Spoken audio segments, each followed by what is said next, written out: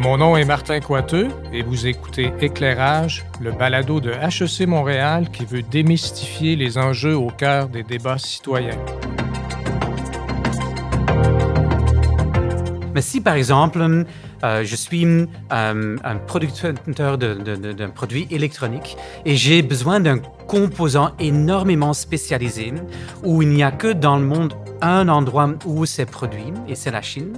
Là, si tu mets un tarif de 145%, il y a deux choses que l'entreprise peut faire. Une, c'est de payer les 145%. La deuxième, c'est d'arrêter la production. Donc, il n'y a pas d'autre solution. Et c'est là où on pourrait voir vraiment l'impact sur les prix de consommation être le plus élevé. Alors, gracieuseté du président américain Donald Trump, qui en est à son second mandat. Depuis janvier dernier, on n'a peut-être jamais autant parlé de commerce international. Peut-être que malheureusement, on en parle plutôt en des termes belliqueux. On parle davantage de guerre commerciale que d'entente commerciale, même si le président Trump veut faire des ententes, selon ce qu'il dit. Il y a quelques semaines, lors d'un épisode précédent, on a traité de la question des relations commerciales entre le Canada et les États-Unis. Et j'ai pensé que ça serait intéressant pour nos auditeurs d'en parler de façon beaucoup plus globale. Où s'en va finalement le système commercial international? Évidemment, dans le contexte actuel où les États-Unis mènent une offensive de type guerre commerciale à l'égard de nombreux pays, mais je pense que les plaques tectoniques sont en train de bouger et ont commencé à bouger peut-être même avant la seconde arrivée du président Trump.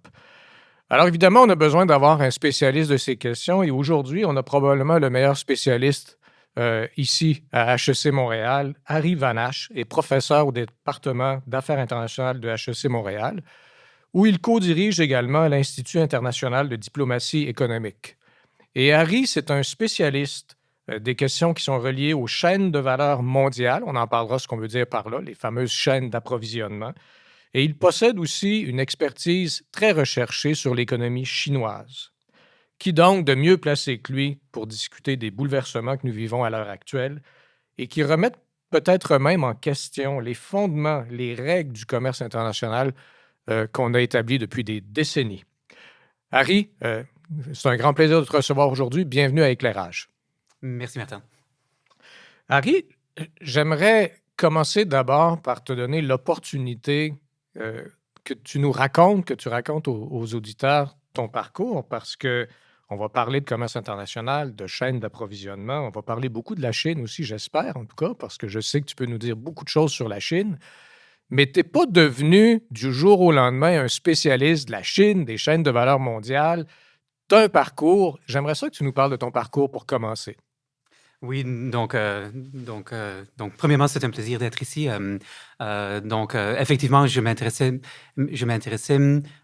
sur la Chine avant de m'intéresser sur le commerce international et les chaînes de valeur mondiales. Donc, quand j'étais à l'école secondaire, j'ai décidé de faire mes études d'université en langue et culture chinoise. Donc, à l'université de Leuven en Belgique, j'ai fait 2 ans de cours de chinois et des cours sur la culture chinoise, etc., avant d'aller en Chine pour une année, vivre à Chengdu en 1996-17.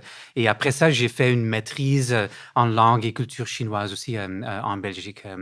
Mais je dois dire que c'était à cause de mes expériences que j'ai eues pendant l'année en Chine que je me suis convaincu que comprendre la Chine n'était pas possible sans comprendre l'économie.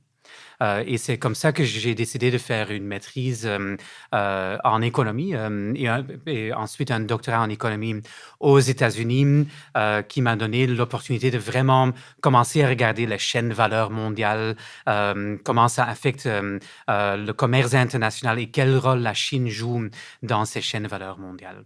C'est intéressant que tu dis on ne peut pas comprendre la culture chinoise sans comprendre l'économie mondiale.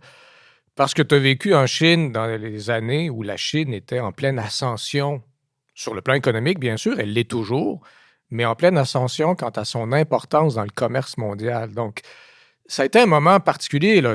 On parle de quelques décennies pendant lesquelles la Chine est passée pratiquement d'une économie très, très, très peu développée à l'une des plus grandes puissances mondiales, sinon, dans certains domaines, la première du point de vue commercial. Euh, alors, j'aimerais ça qu'on parle de la genèse de ce commerce mondialisé, la place que la Chine prend dans ce commerce mondialisé. Faisons un petit peu l'histoire. Euh, le président Trump, on en parlera tout à l'heure, remet en question les règles qui ont été établies, je dirais même après la Seconde Guerre mondiale, donc avant même qu'il y ait des réformes en Chine. Mais il y a beaucoup de blocs qui se sont ajoutés les uns aux autres pour créer le système dans lequel on vit aujourd'hui. Est-ce qu'on peut en faire un peu l'histoire ensemble? Donc, je pourrais commencer à parler un peu comment la Chine a commencé à croître économiquement. Donc, effectivement, 1976, il y avait encore Mao Zedong qui était en pouvoir. C'était un moment où la Chine était très isolée, pas justement de l'Ouest, mais aussi naturellement de la Russie, où il y avait des conflits aussi. En 1976, Mao Zedong est décédé. Et à ce moment-là, donc, c'était Deng Xiaoping qui était venu au pouvoir. Et une des choses qu'il a commencé à faire, c'était d'ouvrir un peu l'économie. Il le faisait pendant que la Chine était dans une région économique qui était déjà en ascension. Donc, le Japon avait des taux de croissance très rapides. Taïwan, Corée, etc. aussi avaient des taux de croissance économique. Et dans ces pays-là, un des problèmes qu'ils avaient était que produire commençait à être plus cher. Donc on avait les Japonais, les Coréens, les Taïwanais, les personnes à Hong Kong qui cherchaient comment réduire les coûts pendant un moment où la Chine disait on va ouvrir un peu. Et c'est un peu comme ça que beaucoup d'usines ont été mises en Chine. Et ça, c'était un peu le début de l'intégration de la Chine dans les chaînes de valeur mondiales et dans l'économie mondiale. Mais effectivement, ce que tu évoques est important. Donc, tout ça était pendant un moment qui a commencé après la Deuxième Guerre mondiale où avec donc la gouvernance des États-Unis. Donc, il y avait la création d'un ordre international libre qui était basé sur des principes d'ouverture, de règles et de collaboration multilatérale. Donc, les États-Unis étaient convaincus que en poussant des autres pays à s'ouvrir, en poussant des négociations multilatérales, pas toujours, mais en général, que c'était une bonne chose pour l'économie mondiale, mais surtout, c'était une bonne chose pour les États-Unis. Et donc, eux, ils poussaient leurs propres principes de capitalisme, etc., avec l'idée que en intégrant des pays comme les pays de l'Europe de l'Est après la fin de la guerre froide et en intégrant la Chine, que graduellement, ces pays vont adopter les principes de base américaines et donc que ça serait une bonne chose pour les États-Unis. Oui. Et on a créé l'Organisation mondiale du commerce. Est-ce que pour toi, c'est le moment clé dans l'édification de ce système-là ou c'est juste un épisode parmi d'autres? Quelle a été l'importance de cette création d'une organisation internationale qui s'appelle l'OMC? Ouais. Donc, avant l'OMC, il y avait déjà donc, le GATT, je ne connais pas l'acronyme en français, qui avait les mêmes principes en général, mais le fait que le GATT, qui était un accord, était transformé dans une organisation, naturellement, donnait beaucoup plus de légitimité à cet ordre international libre. Le fait que l'OMC avait donc le pouvoir de donner des verdicts sur si ou non un pays fait des choses qui allaient contre les règles, aussi était quelque chose d'important. Mais naturellement, et tu as raison, donc l'OMC a été créé en 2001, mais c'était presque immédiatement qu'un pays en particulier est entré dans l'OMC, c'était la Chine. Donc ça, c'était quelque chose d'énormément important, sans doute, pour l'organisation.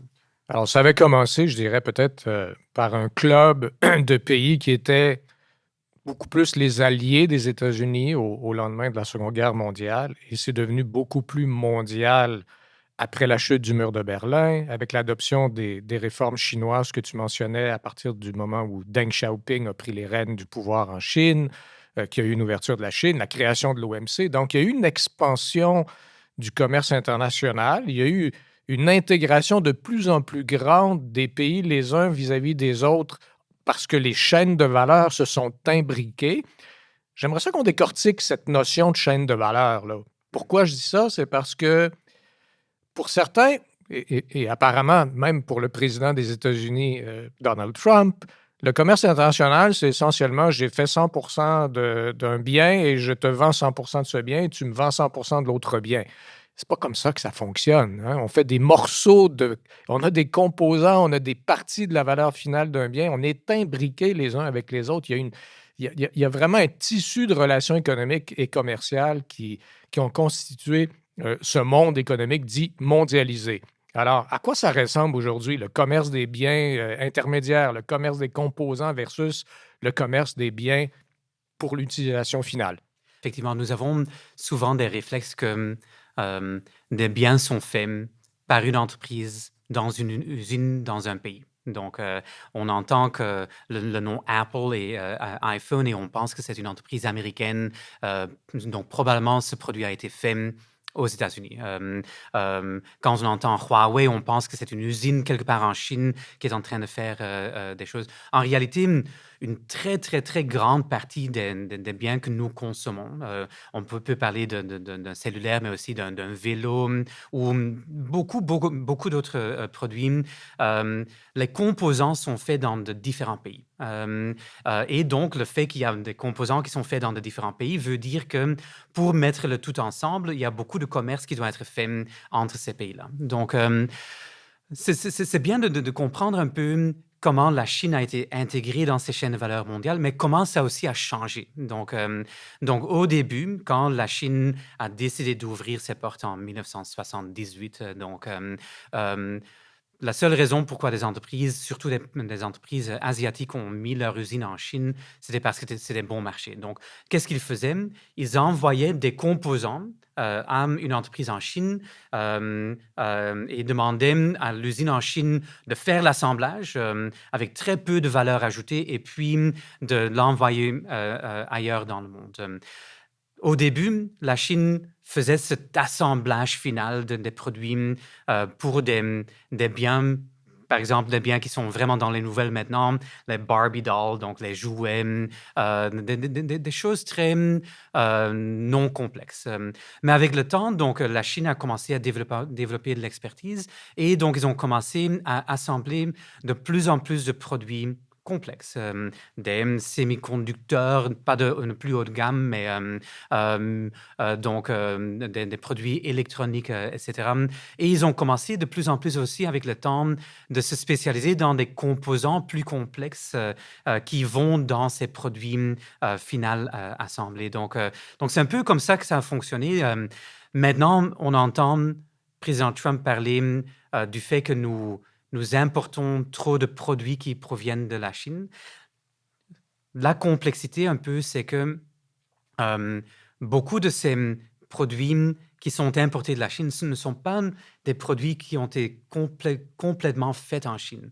Ce sont des produits ou des composants qui ont du contenu qui provient de Taïwan, de Hong Kong, des États-Unis, ou de l'Europe qui sont faits là et puis sont exportés. Donc c'est difficile à vraiment regarder le commerce international et dire, OK, ça a été fait là ou pas. Donc, Est-ce que, on va revenir juste quelques années en arrière. On a eu un choc terrible avec la pandémie de COVID en 2020. Et on a beaucoup parlé de rupture dans les chaînes d'approvisionnement à cette période. Et on en a vécu les conséquences par une augmentation du taux d'inflation d'à peu près tous les pays par la suite. Bon, il y a plusieurs raisons à ça. Je ne veux pas nécessairement qu'on décortique cette partie-là de l'équation, mais on était peut-être à un espèce de sommet là, dans l'intégration des pays les uns vis-à-vis des autres à travers le commerce international. Est-ce que, à l'heure actuelle, et pour un instant, oublions là, les tarifs de Trump, juste avant qu'il revienne au pouvoir, est-ce qu'on avait déjà atteint un sommet, une apogée pour cette intégration? Est-ce qu'on était déjà en régression? Est-ce que dans le sillage de ce qu'on a vécu pendant la pandémie de COVID, on était déjà en train jusqu'à un certain point, de se rendre un peu plus indépendants les uns des autres, au moins dans certains secteurs?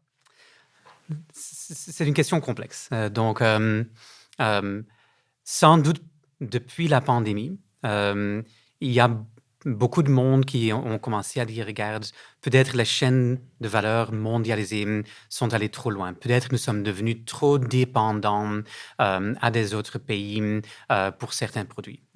Et ils donnent l'argumentation qu'ils emploient, c'est que pendant la pandémie, nous avons vu beaucoup de turbulences dans les chaînes de valeur mondiales. Et l'idée derrière ça, c'est que si on aurait eu plus de production locale, peut-être ces ruptures n'existeraient pas. Je ne suis pas complètement sûr que ça, c'est la leçon qu'on devrait prendre de la pandémie, dans le sens que la pandémie était un moment très spécial. Donc, parce que nous avons vu d'un jour à un autre que notre façon de consommer a changé complètement. OK? Donc, avant la pandémie, moi, je recevais mon salaire et une très grande partie de mon salaire allait à des services. Voyager, aller au coiffeur, aller voir un film, aller au restaurant, etc. Soudainement, il y avait la pandémie. On avait encore l'argent, mais on ne pouvait plus consommer des services. Donc, qu'est-ce qu'on a fait?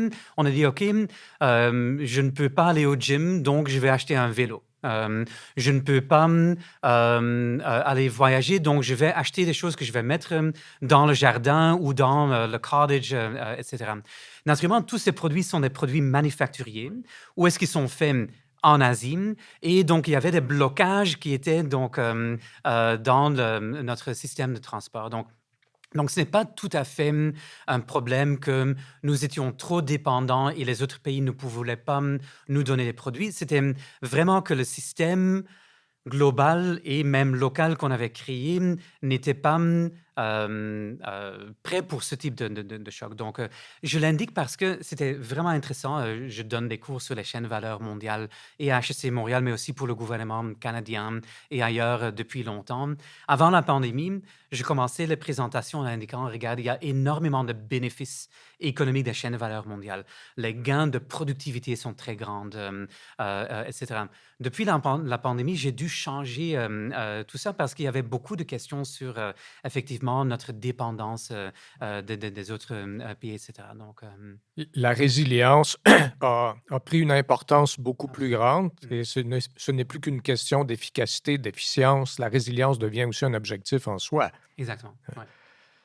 Cela étant dit, là, il y a le président Trump qui est revenu au pouvoir et il y a un nouveau choc. Cette fois-ci, ce n'est pas un choc qui est dû à une pandémie, à un virus qui oblige les gouvernements, pour des raisons de santé publique, pratiquement de fermer les frontières. Les gens ne peuvent pas aller travailler comme avant, ils ne peuvent pas consommer de la même façon qu'avant. Tu viens très bien de le décrire. C'est un choc de santé publique qui a causé le chaos dans les chaînes d'approvisionnement. Maintenant, c'est plutôt un choc de nature politique qui crée aussi une forme de chaos. Or, ce n'est pas la première fois que le président Trump est au pouvoir aux États-Unis. On le sait, il a été président de 2016 à 2020, avec un intermède où ça a été le président Biden. Il est revenu, mais il avait été aussi très protectionniste lors de son premier mandat. Moi, je me souviens des tarifs qui avaient été appliqués au Canada, au Mexique, à d'autres pays, au nom de la sécurité nationale, notamment sur l'acier, sur l'aluminium. Renégociation de l'entente avec le Mexique et les États-Unis. Finalement, il n'y a pas eu d'énormes changements, mais il y en a eu quand même, dont un qui est particulièrement important parce qu'on doit renégocier maintenant, ou on doit revoir tout ça en 2026, qui est demain pratiquement, alors qu'avant, il n'y avait pas de date qui nous obligeait à revoir tout ça en soi. Donc ça, c'est un changement qui est important. Mais on va se concentrer sur la Chine pour commencer. On reviendra au Canada peut-être plus tard. Il avait attaqué aussi la Chine sur le plan commercial. Et actuellement, il y a des tarifs douaniers qui s'appliquent à peu près à tout le monde, mais pour la Chine, c'est 145 avec des exceptions qu'on pourra commenter. La Chine a répliqué cette fois-ci. Comment tu compares le protectionnisme actuel du président Trump avec son protectionnisme du premier mandat? Est-ce qu'il y a une différence qui est purement qualitative, quantitative? Est-ce qu'il veut aller beaucoup plus loin? Toi, quel est ton jugement là-dessus? Je vais aller un peu plus en arrière et puis je reviendrai à la question. Donc, nous avons dit au début que depuis la Deuxième Guerre mondiale, il y avait l'ordre international libre qui était vraiment championné par les États-Unis. Depuis autour de 2008-2009, c'est avant Trump, avec Obama et Biden aussi. Donc, on voit vraiment que les États-Unis n'est plus aussi sûr que avoir cet ordre international libre est la meilleure chose pour les États-Unis. Et donc, et entre Biden et avec Trump, nous avons vu de plus en plus de protectionnisme parce qu'il y a un peu le peur que le système qui existe maintenant est en train de laisser la Chine gagner et les États-Unis perdre. Donc, Président Trump a toujours pensé comme ça. Donc, quand on regarde un peu sa vision du commerce, sa vision est que tout le monde a pris avantage des États-Unis, avantage des règles que les États-Unis ont poussées. Il faut le changer.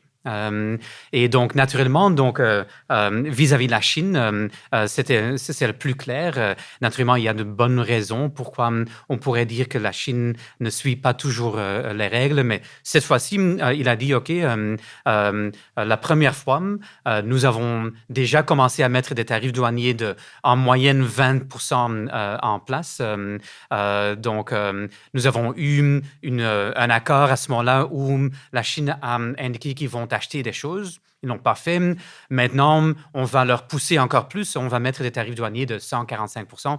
Naturellement, ça peut que, depuis que nous avons commencé le podcast, que ça a déjà changé jusqu'à 80% parce que il y a une réunion ce samedi, donc demain, entre la Chine et les États-Unis où peut-être il y aura un peu de changement, mais donc sans doute, il y a beaucoup plus d'agressivité de président Trump vis-à-vis de la Chine, mais aussi vis-à-vis le reste du monde maintenant aussi. Oui, parce que tu as mentionné, et ça semble faire l'objet d'un consensus transpartisan aux États-Unis, parce que les démocrates, sous l'administration Biden, ont maintenu des tarifs élevés vis-à-vis de la Chine, ont mis aussi un certain nombre de restrictions à l'exportation dans certains domaines qui utilisent des technologies qui sont importantes, critiques, peut-être même pour la sécurité nationale à long terme, à tout le moins. Ils ont mis en place une politique industrielle qui, d'une certaine manière, vise à ce que les États-Unis se dotent de capacités qui les rendent encore plus indépendants du reste du monde, mais surtout de la Chine. Donc, les démocrates et les républicains aux États-Unis partagent, semble-t-il, cet objectif de contenir l'ascension de la Chine pour que la prédominance dans le monde économique, commercial, militaire, sécuritaire soit toujours celle des États-Unis, n'est-ce pas? Donc ça semble être une donnée fondamentale. Mais alors, si c'est ça l'objectif de Trump aujourd'hui, de contenir la Chine, comment se fait-il qu'il attaque autant, peut-être pas avec les mêmes tarifs, mais son discours et les gestes sont aussi agressifs vis-à-vis des alliés qui se trouvent en Europe, qui se trouvent au Canada, qui se trouvent en Australie, qui se trouvent au Japon? Pourquoi cette rhétorique si belliqueuse à l'égard des alliés, alors que finalement, dans l'esprit du consensus transpartisan, c'est la Chine qu'on veut contenir aux États-Unis? Il me semble que ça ne fonctionne pas, ça. Donc, il doit y avoir une autre philosophie aussi qui va au-delà de la rivalité vis-à-vis de la Chine. Qu'est-ce que tu en penses? Donc, le point de départ n'est pas aussi différent entre les deux. Donc, effectivement, et les républicains et les démocrates sont convaincus que la Chine est en train de prendre avantage du système et il faut faire quelque chose. Effectivement, il y a des points de vue radicalement différents comment faire face à ça. Donc, Biden n'a pas complètement abandonné l'idée que la coopération avec des autres pays est une bonne chose pour rendre les États-Unis plus forts et contenir la Chine. Donc, qu'est-ce qu'on a vu pendant l'administration Biden? Il y avait des politiques industrielles très spécifiques dans des secteurs très stratégiques où il y avait une volonté de travailler avec les partenaires. Inflation Reduction Act, est un bon exemple. Donc, l'Inflation Reduction Act, un des buts de cet acte était de contenir la croissance de la Chine dans le secteur de véhicules électriques.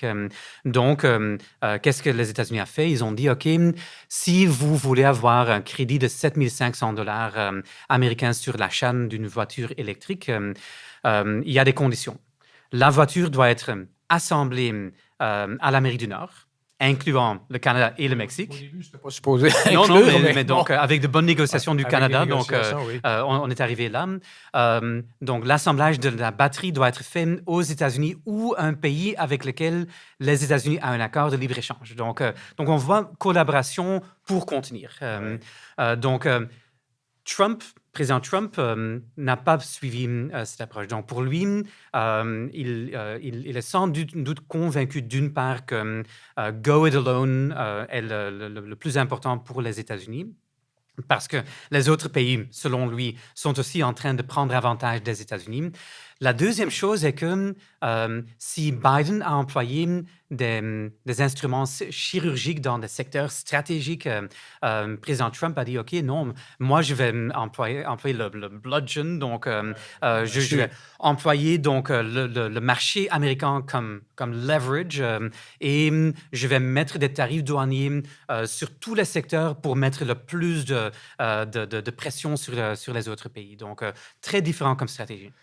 Mais en même temps, il y a ce discours qu'il faut rapatrier. Je ne sais pas si c'est vraiment l'objectif final, mais il le mentionne. Il faut rapatrier à peu près tout ce qui est sorti des États-Unis dans le secteur manufacturier pour que ça revienne. Donc, il faudrait pratiquement que les États-Unis redeviennent, comme à une lointaine, très lointaine époque, totalement autosuffisants dans le secteur manufacturier. Il dit, venez aux États-Unis, venez produire aux États-Unis, il n'y aura pas de tarifs. Et ça, cette menace-là, pour les autres qui actuellement participent au commerce international et vendent des choses aux États-Unis, c'est une menace pour tout le monde, pas seulement pour la Chine. C'est une menace pour le Canada, c'est une menace pour le Mexique, c'est une menace pour l'Europe également et pour tous les pays du monde. Est-ce que c'est réaliste d'envisager un tel retour de l'activité manufacturière dans à peu près tous les domaines possibles et imaginables aux États-Unis dans le monde d'aujourd'hui? Mais la réponse est non. Donc, mais ça peut arriver, mais à quel coût? Le coût de produire des choses en Chine est beaucoup moins élevé qu'aux États-Unis. De plus, Vietnam, Cambodge sont des autres pays qui sont très bons marchés. Donc, effectivement, nous pourrions exiger que tout ça doit être produit aux États-Unis, mais les choses vont effectivement coûter 3 fois, 4 fois plus.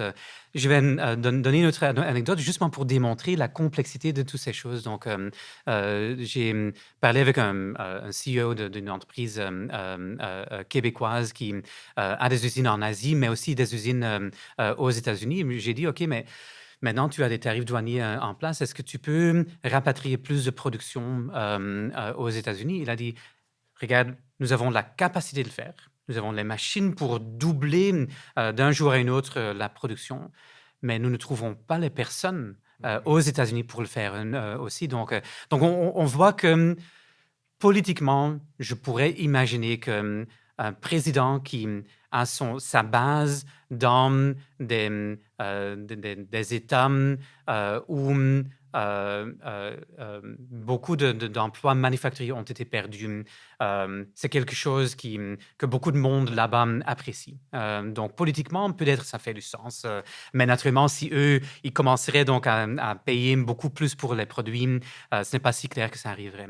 Économiquement, il y a une raison pourquoi, par exemple, le Canada indique que nous sommes une nation de commerçantes. C'est parce que nous comprenons très bien que si nous ne faisons pas de commerce, notre qualité de vie est beaucoup moins élevée. C'est la même chose pour les États-Unis. Donc économiquement, il y aurait un coût très, très, très grand. Alors, allons-y ici. Parce qu'il y a eu ce fameux, il a appelé ça le jour de la libération, là, lorsqu'il a annoncé des tarifs douaniers extrêmement élevés, minimalement 10 pour tout le monde, mais souvent beaucoup plus élevés que ça. des tarifs douaniers qui s'appliquaient même à des territoires où il y a très peu d'habitants. Les gens ont tourné ça en ridicule, mais on voyait bien qu'on avait fait un calcul assez grossier pour les fins de l'annonce. Pour la Chine, c'était beaucoup plus élevé. Comme la Chine a contre-attaqué, évidemment, avec ses propres tarifs, il y a eu une escalade de part et d'autre. C'est pour ça qu'on est arrivé à des chiffres astronomiques aujourd'hui sur les tarifs. Mais depuis, il n'y a pas une semaine, voire des fois parfois une journée, sans qu'il recule sur au moins un aspect.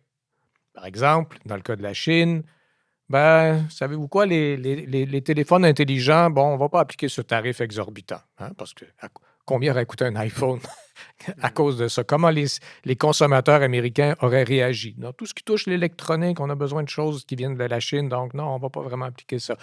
Euh, sur le secteur automobile, bon, on a commencé à regarder un petit peu plus. Oui, mais les composants, c'est pas seulement les véhicules. Est-ce que les composants ont, dans le cas de l'Amérique du Nord, un contenu nord-américain qui est conforme à l'entente que nous avons avec le Mexique et le Canada? Donc, il y a eu une série de reculs, euh, notamment sous la pression des marchés financiers.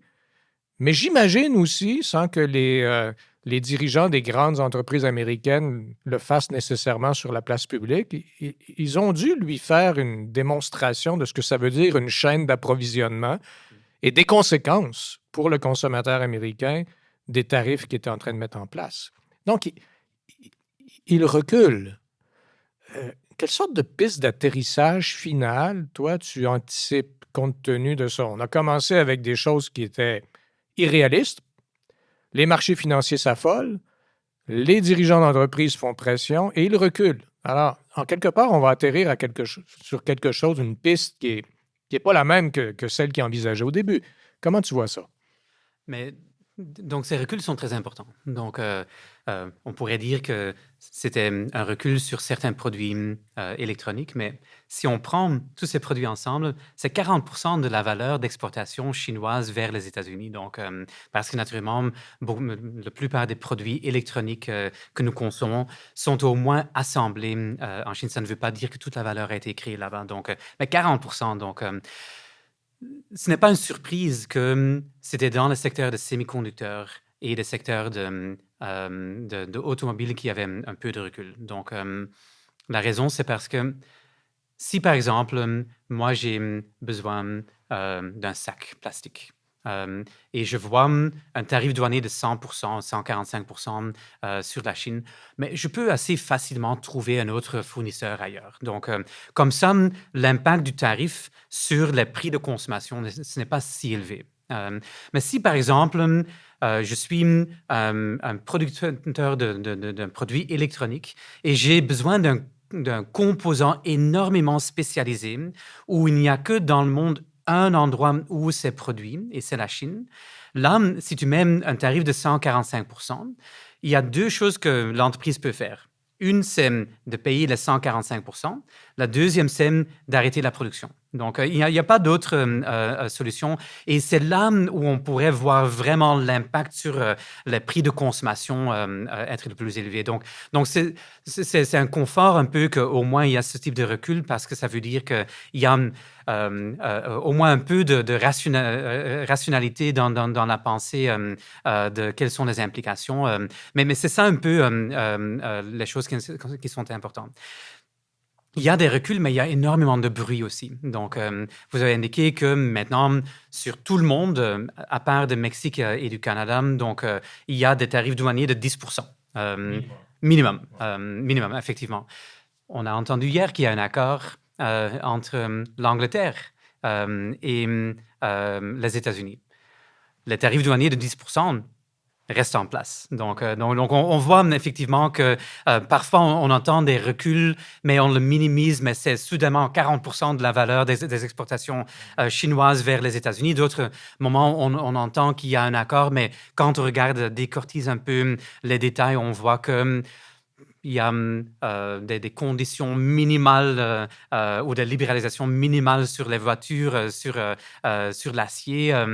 Donc, il y a toujours beaucoup de bruit là. Pour moi, c'est pas exactement clair ce sur quoi le Royaume-Uni et les États-Unis se sont entendus. J'ai pas l'impression que c'est quelque chose de vraiment très, très, très important. Je pense que le fait d'annoncer quelque chose est plus important que la substance même de l'entente. Néanmoins, tu le soulignes, on reste avec des tarifs douaniers qui sont au moins 10 alors qu'il n'y en avait pas avant, en vertu des règles multilatérales, en tout cas pas sur ce type de biens. Donc, on est dans un monde plus protectionniste qu'avant de toute manière. Et ça aura des conséquences. Et ça aura des conséquences aussi de remplacer le système multilatéral où il y a des règles qui s'appliquent à tous, qui sont basées sur la clause de la nation la plus favorisée. Donc, pour éviter de la discrimination dans le système, il peut y avoir des ententes de libre-échange qui sont plus régionales, qui sont plus bilatérales, qui forment des exceptions. Mais de façon générale, les mêmes règles doivent s'appliquer pour tout le monde. C'est ce système-là qui est mis à mal à l'heure actuelle.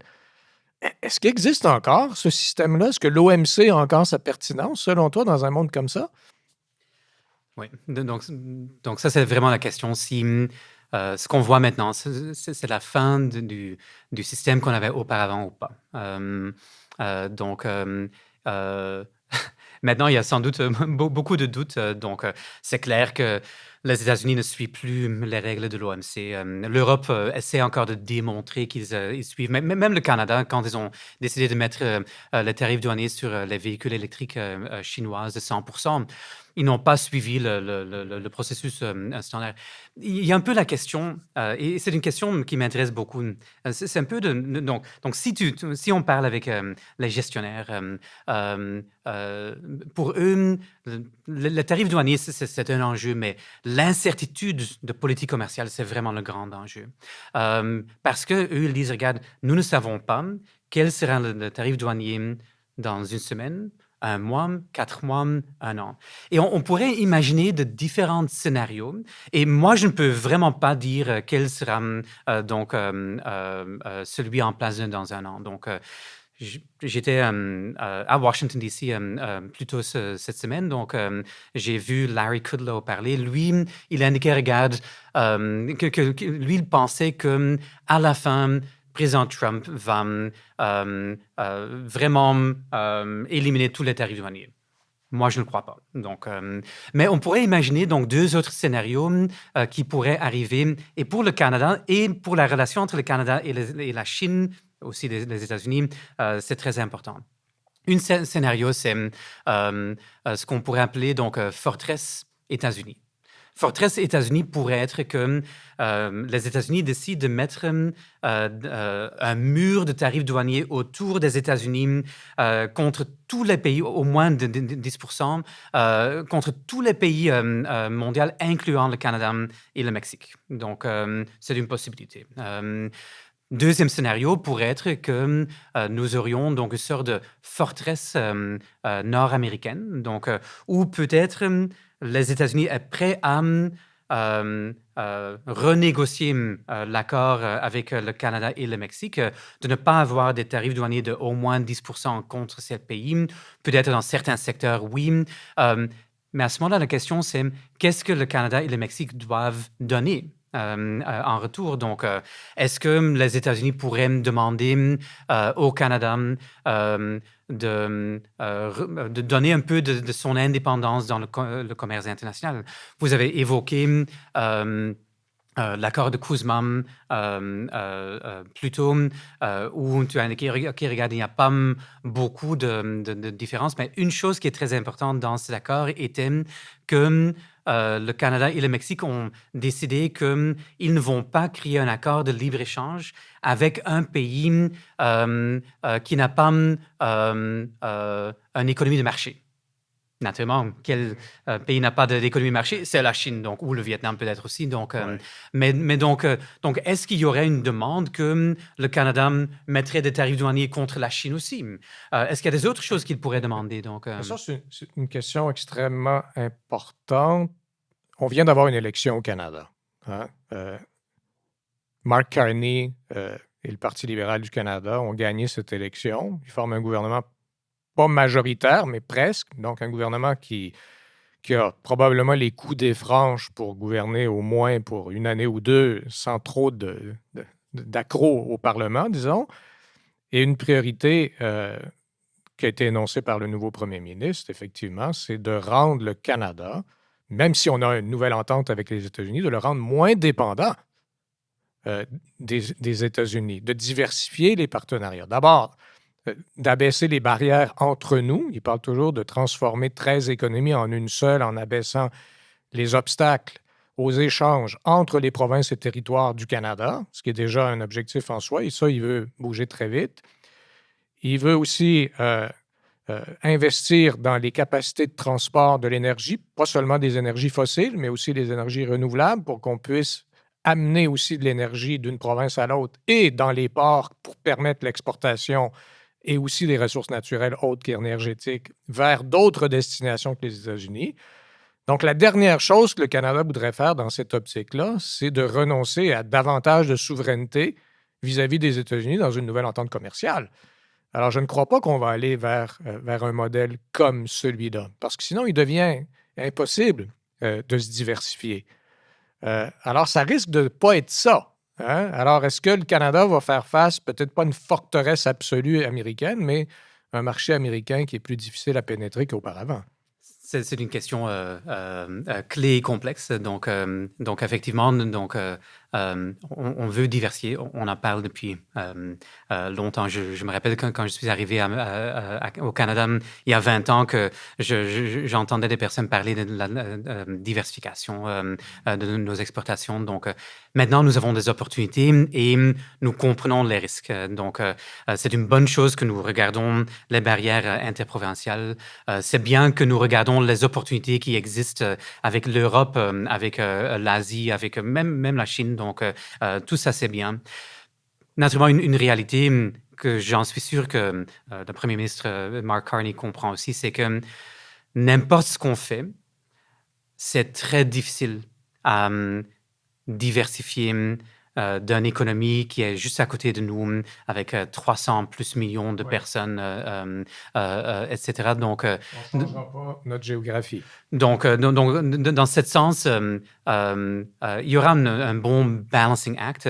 Nous avons déjà vu que quand il y avait l'annonce, et c'était encore sous président Biden, l'annonce de mettre des tarifs douaniers de 100% sur les véhicules électriques de la Chine, le jour avant l'annonce, il y avait Sullivan, le National Security Advisor, qui était allé au Canada pour parler avec les différents premiers pour parler de ça. Donc sans doute, nous parlons toujours de l'indépendance de nos décisions politiques, mais c'est en coordination avec certains pays.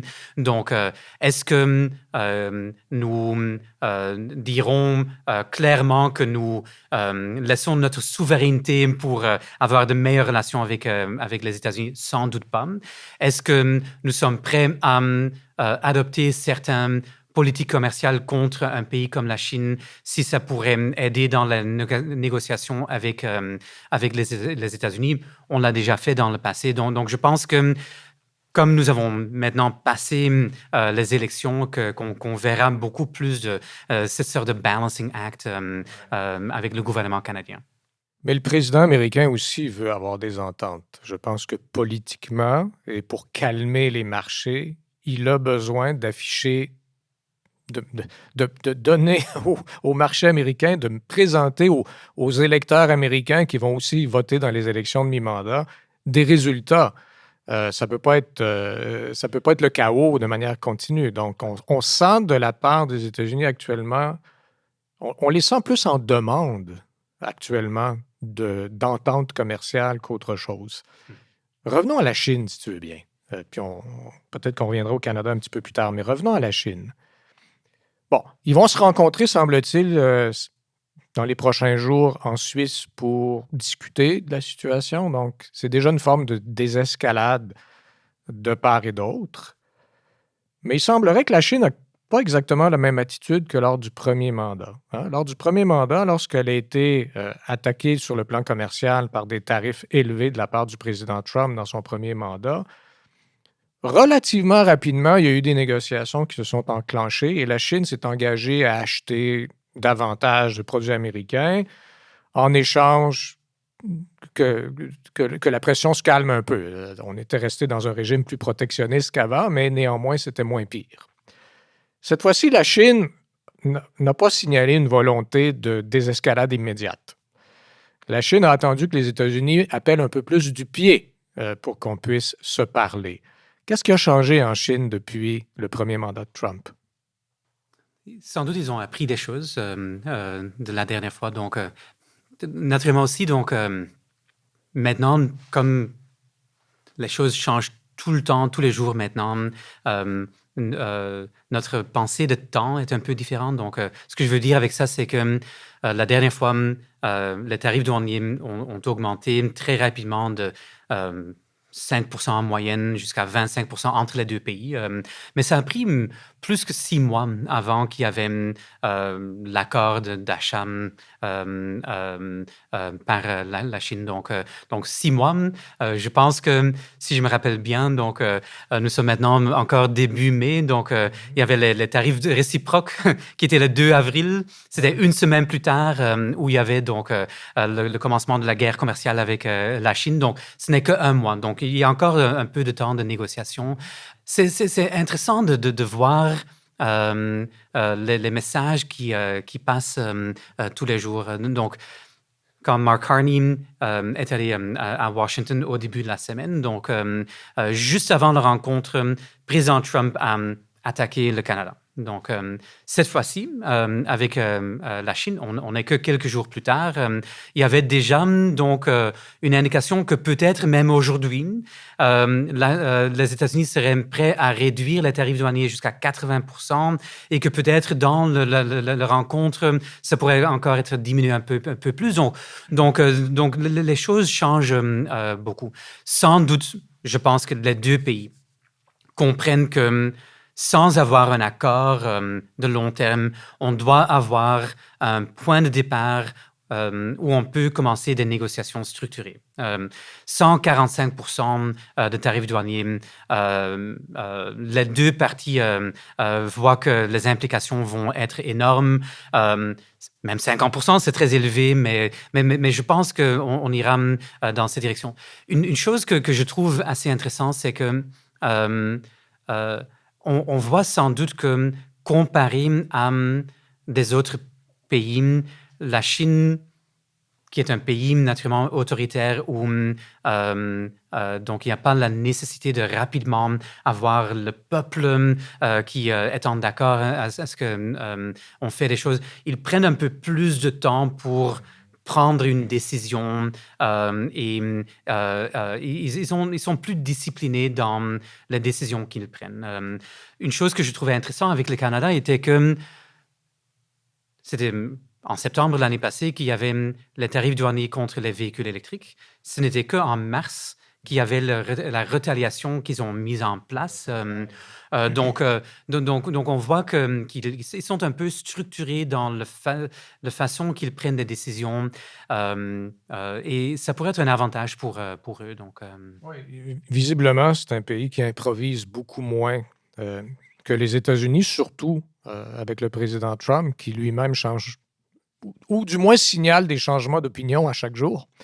Est-ce que c'est une grande stratégie? Certains le disent, mais je pense que c'est plus du côté de ses fervents admirateurs, parce qu'il avance, il recule, il s'en va à gauche, il s'en va à droite. Donc, on verra où tout ça va atterrir. Ils sont certainement plus disciplinés en Chine dans la prise de décision, plus stratégique, plus orienté long terme, visiblement. Mais est-ce qu'il n'y a pas aussi une position de force que la Chine a aujourd'hui qu'elle n'avait pas auparavant? J'ai vu un graphique récemment qui était quand même assez fascinant. Le nombre de secteurs dans lesquels la Chine représentait pratiquement la moitié du marché mondial, de l'approvisionnement mondial. Le reste du monde ne peut pas se passer de la Chine. Les États-Unis ne peuvent pas se passer de la Chine, à moins d'en payer un prix extrêmement élevé. Alors, supposons là qu'on ne trouve pas un modus vivendi raisonnable entre la Chine et les États-Unis dans un délai raisonnable. Lequel des deux est le mieux en mesure de soutenir une guerre commerciale prolongée? C'est la Chine ou ce sont les États-Unis? je pense qu'il n'y a pas de gagnant pour les deux pays. Donc, tu avais mentionné les midterm elections aux États-Unis. Donc, je pense que le président Trump a encore quelques mois où il peut vraiment provoqué avec le commerce international. Mais dès qu'on arrive à novembre de cette année, donc il doit faire un switch pour assurer qu'il peut gagner donc les élections de midterm qui sont très très importantes pour lui. Donc il y a pas beaucoup de marge de manœuvre de ce sens. Naturellement aussi, la Chine aussi, maintenant, leur performance économique ne va pas si bien qu'auparavant. Naturellement, ils sont beaucoup plus grands, donc ils sont déjà plus riches. Et naturellement, le gouvernement chinois, ils ont une sorte de légitimité qui est basée sur leur capacité de développer de la croissance économique, mais ils ont plus de contrôle de l'économie qui leur donne un peu plus de marge de manœuvre.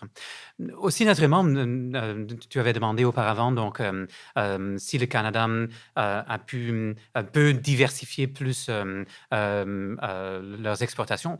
La Chine a déjà commencé à mettre en place beaucoup de politiques publiques pour diversifier leurs exportations. Belt and Road Initiative est un bon exemple. Donc, le Belt and Road Initiative, qui est une initiative qui est le plus coûteux que le monde n'a jamais vu. C'est le Marshall Plan par 100. Donc, c'est remarquable. Donc,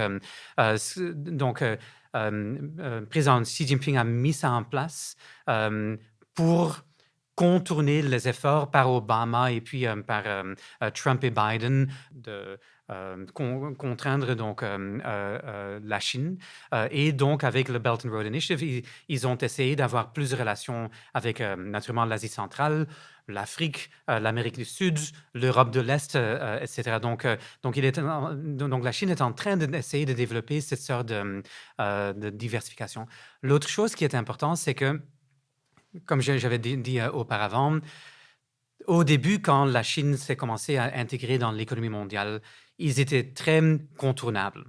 Pourquoi ils étaient contournables? Parce qu'ils faisaient des choses que beaucoup de monde pouvait faire. Et la raison pourquoi c'était fait en Chine, c'était parce que c'était moins cher, mais ça, c'est la seule raison. Maintenant, la Chine est devenue, dans beaucoup de secteurs clés, véhicules électriques, semi-conducteurs, intelligence artificielle, panneaux solaires, éoliens, donc beaucoup de secteurs stratégiques, voitures en général. Donc, ils sont devenus de plus en plus incontournables parce que ce n'est pas facile à trouver des fournisseurs aussi forts dans des autres pays. Donc ça, c'est quelque chose qui est important. Une dernière chose que je dirais, c'est maintenant, on emploie beaucoup les tarifs douaniers pour contrôler la Chine. Mais les tarifs douaniers, c'est en anglais, a blunt weapon. C'est quelque chose qui pourrait mettre un bloc sur des importations qui viennent directement d'un pays. La Chine, maintenant, pour ceux qui sont allés en Chine dans les dernières années, c'est un pays qui est devenu de plus en plus cher. Donc on va là pas parce que les travailleurs sont moins chers, on va là parce qu'ils ont des capacités qui sont difficiles à trouver La ailleurs. technologie, les capacités de production, l'expertise, le nombre de fournisseurs. Exactement. Donc, l'assemblage final des produits de moins haut de gamme, c'est déjà de plus en plus mis au Mexique, à Vietnam, Cambodge. Et quand ça arrive, qu'est-ce qu'on voit? On voit les composants faits en Chine qui vont à ces pays-là, qui sont transformés dans un produit final et exportés vers les États-Unis. À ce moment-là, il n'y a pas de tarifs douaniers, à part les tarifs réciproques maintenant. Je sais que tu es un spécialiste du commerce et de l'économie, et pas nécessairement des questions de sécurité internationale et d'enjeux de nature plus défense, militaire, etc. Mais néanmoins, c'est difficile de dissocier les deux dans le cas de la rivalité entre les États-Unis et la Chine. Le président Trump va dire effectivement que tous les pays de la planète ont abusé dans le domaine du commerce international des États-Unis. C'est un peu curieux parce que les États-Unis sont devenus un des pays les plus riches du monde et ont édifié eux-mêmes ses propres règles qui étaient à leur avantage. Donc, déjà là, il y a une contradiction. Mais évidemment, la crainte de la Chine est beaucoup plus qui va être, dans le fond, le pays dominant dans l'économie mondiale, mais dans la politique mondiale, dans la géopolitique mondiale, à tout le moins dans certaines parties du monde. Les liens entre la Chine et certains pays d'Amérique latine sont aujourd'hui plus forts que les liens entre les États-Unis et certains pays d'Amérique latine. La même chose avec nombre de pays africains. L'interdépendance entre l'Europe et la Chine, parfois, dans certains secteurs, est beaucoup plus grande que l'interdépendance entre l'Europe et les États-Unis aujourd'hui. Et la technologie a progressé en Chine également. Donc, il y a des technologies critiques qui peuvent être produites à des niveaux de qualité très élevés, à des prix qui sont relativement compétitifs dans l'économie mondiale, même si c'est plus cher qu'avant, à partir de la Chine. Alors, c'est toute cette question stratégique qui inquiète, dans les faits, les États-Unis. Mais je reviens au fait qu'ils attaquent à peu près tout le monde en même temps. Euh, alors, comment on se positionne là-dedans? Peut-être que le Canada a des difficultés particulières en raison de sa géographie, en raison de sa plus grande dépendance à l'égard du seul marché américain. Et donc, peut-être que nous, tu as parlé de balancing act en anglais, mais nous, l'équilibre à trouver, j'ai confiance qu'on va le trouver, mais c'est pas si simple que ça. Mais on n'a pas parlé beaucoup de l'Europe, là. Alors, en Europe, il y a une guerre en Ukraine. La Russie a envahi l'Ukraine. Ce conflit-là n'est pas terminé. Les signaux provenant des États-Unis, ça s'est un petit peu amélioré récemment, mais c'est pas clair exactement de quel côté penchent les États-Unis. Mais ils ont adopté beaucoup de la rhétorique russe dans la question de dans cette question de conflit. Ils attaquent les alliés. On ne sait pas trop si c'est encore un pays de l'OTAN, finalement. Ils menacent de prendre par la force le Groenland. Quand on est Européen et qu'on regarde ça, évidemment, on ne peut pas faire fi de notre relation avec les États-Unis. Elle reste très importante du point de vue de la sécurité. Elle reste très importante du point de vue commercial. Mais eux non plus ne peuvent pas miser tout l'avenir sur leur seule relation avec les États-Unis. Et là, il y a la Chine. Alors, est-ce que l'Europe ne doit pas trouver une relation plus équilibrée entre les États-Unis et la Chine? Est-ce que tu penses que c'est ce qui va arriver? Je pense que, et pour le Canada et pour l'Europe, they're between a rock and a hard place. Ce que je veux dire avec ça, c'est que d'une part, on se rend compte vraiment que notre dépendance des États-Unis est très grande, surtout dans des secteurs stratégiques. Défense est un exemple, mais semi-conducteurs, de nouveau, qui est un produit qui est énormément important pour le militaire, est un autre exemple. Maintenant, tous les designs des semi-conducteurs les plus sophistiqués, c'est fait aux États-Unis, en partenariat avec des joueurs en Europe et au Canada. Donc, le problème un peu que l'Europe et le Canada ont, c'est que sans doute, on n'est pas convaincu du tout que créer une alliance maintenant avec la Chine est la bonne riposte. Parce que nous savons très bien ici au Canada que quand Mme Meng Wanzhou avait été arrêtée, soudainement, la Chine a aussi commencé à prendre des décisions de commerce politique qui étaient contre les règles de l'OMC. Donc, est-ce que c'est un partenaire qui est meilleur? Peut-être pas une alliance, mais à tout le moins une relation un peu plus neutre sur le plan commercial et Oui. économique. La question se pose, en tout Oui. cas. Non, et là, je suis d'accord. Elle Donc, se pose probablement davantage pour l'Europe, un ouais. pays comme l'Allemagne ou l'Italie ou même la France, qu'elle va se poser pour le Canada. Mais même pour le Canada, si on prend l'exemple des véhicules électriques, où on a effectivement mis en place également un tarif de 100 sur les véhicules électriques en provenance de Chine.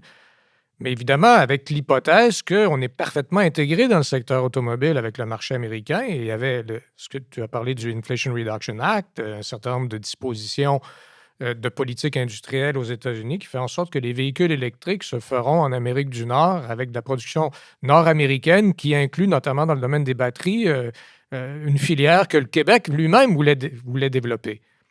Mais si la piste d'atterrissage, c'est que notre secteur automobile au Canada est réduit comme peau de chagrin en raison des tarifs douaniers, en raison du protectionnisme que veut mettre en place le président Trump, quelle est la logique pour nous de maintenir des tarifs de 100 sur les véhicules électriques chinois? La décision de mettre ces tarifs était l'idée que nous avions un secteur intégré nord-américain dans le secteur de automobile, que nous étions en train de mettre notre fameuse filière batterie. Et peut-être préserverons-nous ce marché intégré en Amérique du Nord dans le secteur automobile. Ne présumons pas du résultat. Mais si jamais ça devait arriver qu'on n'est pas capable de le préserver, nos politiques commerciales doivent changer, Non, y sans compris doute. à l'égard de la Chine. Exactement.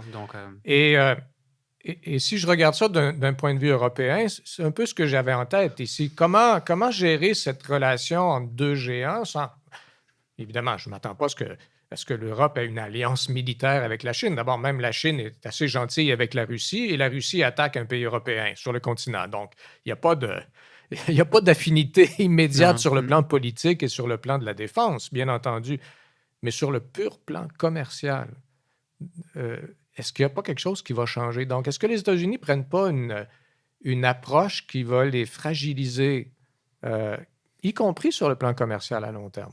Donc là, je suis complètement d'accord. Donc, dans le secteur stratégique qui sont reliés avec la défense, je pense que, et pour le Canada et pour l'Europe, il sera très important d'assurer qu'il y a un plan pour être moins dépendant à n'importe quel grand joueur, parce qu'effectivement, on voit que c'est une stabilité fragile qu'on avait dans le passé. Dans les autres secteurs non stratégiques, mais en soi, c'est beaucoup mieux de faire plus d'affaires avec les pays parce que ça donne des opportunités à nos entreprises. Et aussi, ça nous donne un peu un counterweight contre les États-Unis. Un autre avantage que l'Europe a, un peu comme les États-Unis et la Chine, c'est qu'ils ont un grand marché. Ils peuvent employer un peu ce pouvoir pour assurer qu'il y a une sorte de compétition entre les entreprises chinoises et les entreprises américaines pour entrer dans le marché. Ils ont déjà fait ça dans le passé aussi, mais sans doute pour les États-Unis, cette idée que nous deviendrons plus forts en faisant des choses nous-mêmes. Personnellement, je ne vois pas comment c'est une stratégie qui, dans le long terme, fonctionnerait bien. Peut-être si tu peux faire un reset, et puis de ce reset, tu es capable de bâtir quelque chose dans le futur. Je ne pense pas que c'est dans l'idée de président Trump, mais en soi, maintenant, tout le monde, pas justement le Canada est en train de parler de diversification de commerce. L'Europe est en train de faire la même chose. La Chine est en train de faire la même chose. Les pays asiatiques sont en train de faire la même chose. Eux, ils commencent à plus se parler. Ça donne des opportunités pour ces pays d'essayer de trouver des façons de travailler ensemble. Est-ce que tu penses qu'on... Je vais poser la question de la manière suivante.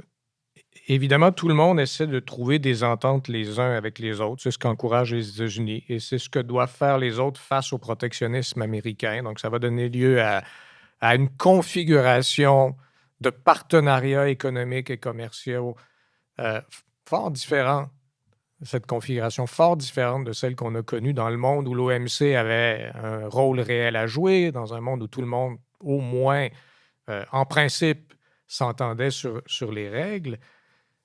Les États-Unis se sont retirés de l'Organisation mondiale de la santé. Dis-moi, pourquoi ils ne se retirent pas alors, compte tenu de leur approche commerciale actuelle, pourquoi ils ne se retirent pas de l'OMC? Est-ce que ça ne serait pas la logique même du point de vue des États-Unis? Et si ça devait arriver, qu'est-ce qu'on fait avec l'OMC? Est-ce que ça a encore un rôle? Est-ce qu'on peut avoir une OMC à quelques-uns? Comment tu vois ça? Oui, donc c'est une question qui est au cœur de mes pensées maintenant. Donc, effectivement, en réalité, commençons premièrement à voir si le président Trump ira aux rencontres du G7. Ça serait une bonne indication. Déjà, c'est en juin. Il semblerait qu'il va venir. En tout cas, c'est ce qu'il dit. Ouais. Verrons donc. Tu as un doute?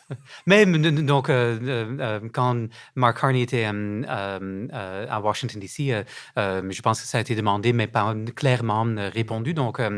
Mais effectivement, maintenant, c'est toujours possible que le président Trump déciderait de se retirer de l'OMC et des autres.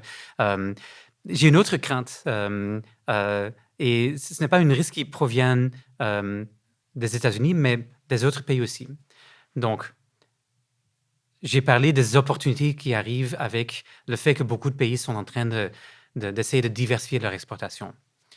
Mais avec 145% de tarifs douaniers, ça pourrait être diminué à 50%.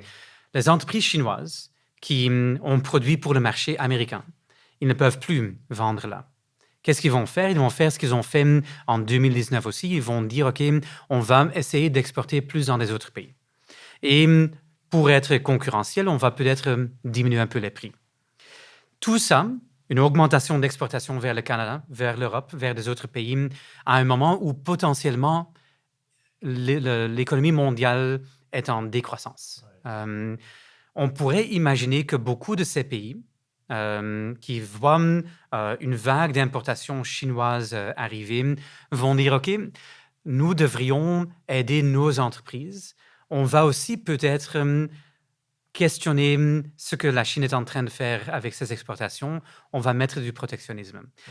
Et soudainement, on commence à voir que beaucoup de pays comme le Canada, comme la Chine, etc., qui ont dit, OK, mais malgré le fait que la Chine est en train de faire ça, nous resterons en discussion sur les règles de l'OMC, etc.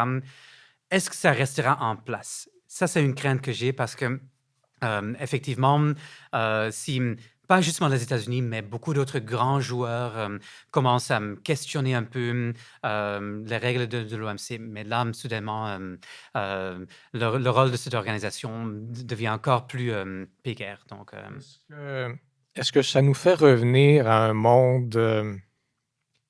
parce que, dans le fond, cette mondialisation économique qu'on a connue, hein, qui est liée au fait que plusieurs pays qui étaient en marge de ce système-là ont décidé volontairement d'y participer, les pays de l'Est après la chute du mur de Berlin, la Chine avec les réformes, mais aussi pour des raisons technologiques. La technologie a rendu possible cette intégration beaucoup plus poussée des économies les unes avec les autres. Puis ensuite, on a une architecture légale autour de tout ça, notamment à travers l'OMC, qui constitue la cerise sur le sundae, si tu me permets l'expression. Mais si on démantèle tout ça, est-ce qu'on retourne au monde d'avant le GATT même? Est-ce que qu'est-ce qu'on doit envisager? Un immense retour en arrière. Mais un monde plus fragmenté. Donc, je pense qu'entre certains pays, il y aura encore cette idée, cette vision que c'est important d'avoir une stabilité dans les relations entre les pays où les entreprises peuvent continuer à faire des affaires entre ces pays. Donc, peut-être l'Europe, le Canada, peut-être entre certains pays asiatiques. Donc, même entre les grands regroupements, peut-être le regroupement de la Chine, le regroupement États-Unis, on ne sait pas exactement. Donc, on verra peut-être une stabilité de relations et des règles plus claires entre ces regroupements, mais pas entre le groupe de la Chine et le groupe, par exemple, européenne, canadienne, etc. Et ça, c'est un peu le danger qu'on voit maintenant. Donc, les règles de l'OMC indiquaient que le plus que possible, on ne peut pas discriminer entre les pays. Naturellement, beaucoup de pays le faisaient encore, mais ça, c'est un peu la règle de base. Mais si on commence maintenant avec le point de départ que au moins dans le secteur stratégique, mais on peut toujours élargir ce regroupement de secteurs stratégiques. On discrimine contre la Chine parce qu'il y a des dangers. Avec les États-Unis, on va discriminer parce qu'il y a des dangers. Donc, soudainement, plus de prédictabilité, plus Des alliances à la carte. Hein? Mais exact, donc... un monde d'alliances à la carte. Donc, on s'en va vers un monde qui est quand même assez différent de celui qu'on a connu dans... Il y a le risque qu'on pourrait aller dans cette direction-là. Donc, j'ai un peu encore l'espoir que, comme nous avons déjà indiqué, après novembre, soudainement, la marge d'opportunité pour président Trump commence à diminuer parce qu'il veut gagner le midterm. S'il perd le midterm, soudainement, il y a plus de contrôle des démocrates. Donc, est-ce que là, soudainement, il y a un peu plus de stabilité qui arrive? Donc, plus de stabilité, cela dit, il y a un certain nombre de mesures protectionnistes qui sont mises en place par l'un et qui sont conservées par Absolument, l'autre, ouais. parce que c'est difficile parfois de revenir en arrière lorsqu'on a déjà créé les bases d'un appui pour des politiques beaucoup plus protectionnistes. Donc, on se souhaite que ça soit pas une fragmentation trop chaotique. On se souhaite qu'on atterrisse sur une piste qui soit relativement stable pour tout le monde. Mais j'ai l'impression que l'économie mondiale va vivre des moments difficiles au cours des prochaines années. Donc, les pays doivent travailler sur leurs propres forces, travailler les meilleures alliances possibles, mais ça risque d'être difficile, n'est-ce pas? Absolument. J'ai une expression que j'ai employée dans la présentation les mois passés, c'est que il y a un negative drag effect sur Mhm. l'économie. Et avec drag, je veux dire que les entreprises, eux, ils voient cette incertitude et disent, OK, on va faire des délais d'investissement. La deuxième chose qu'ils sont en train de faire, c'est reconfiguration des chaînes de valeur mondiales. Ils commencent à changer leurs fournisseurs parce que Ouais. leur fournisseur préféré maintenant est devenu trop cher. Troisième chose, amplification des prix. Donc, une Mhm. sorte d'inflation, même sur certaines relations, pas avec des autres. Ouais. Et si on prend tout ça ensemble, donc c'est le gloomy business outlook, ça c'est le G donc, qu'on voit maintenant. Et pour les entreprises, ils cherchent de la stabilité, mais Ouais. c'est difficile à le trouver. Bon. Alors écoute, Harry, on pourra en discuter encore longuement. C'est un sujet fascinant sur lequel tu apportes une expertise qui est extrêmement précieuse.